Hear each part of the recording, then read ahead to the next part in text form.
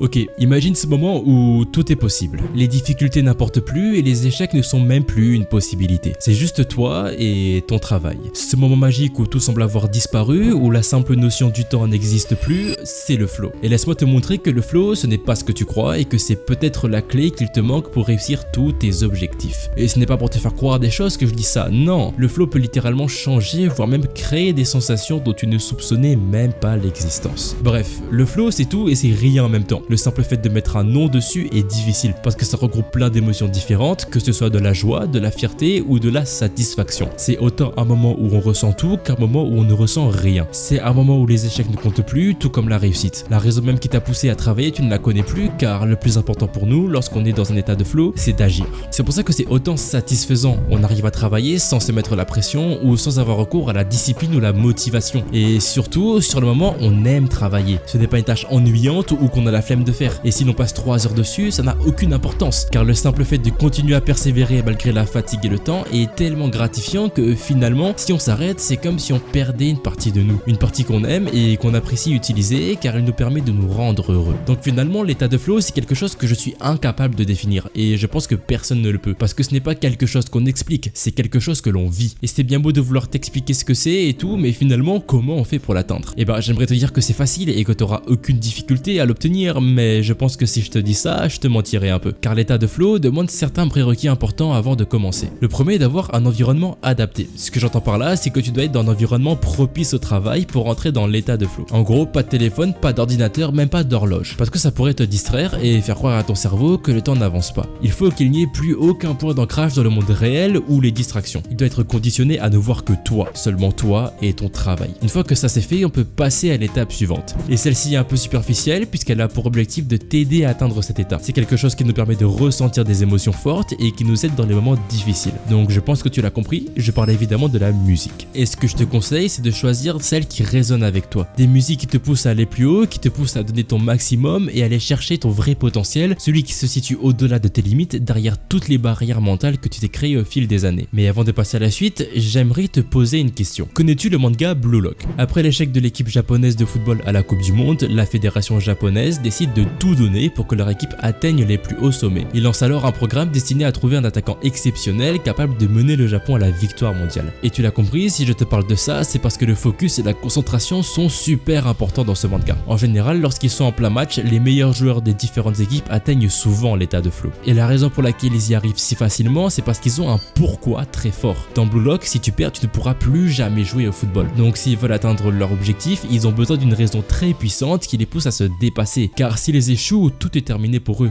Ils n'ont pas le droit à la moindre erreur. C'est pour ça que toi aussi, si tu veux atteindre cet état et travailler encore plus vite, tu dois te donner une raison forte. Une raison qui te pousse à travailler, une raison qui te pousse à tout donner et qui alimente ta volonté et ta motivation. Et ça, qu'importe les difficultés qui arriveront sur ta route. Donc maintenant, je pense que tu sais ce qu'il te reste à faire.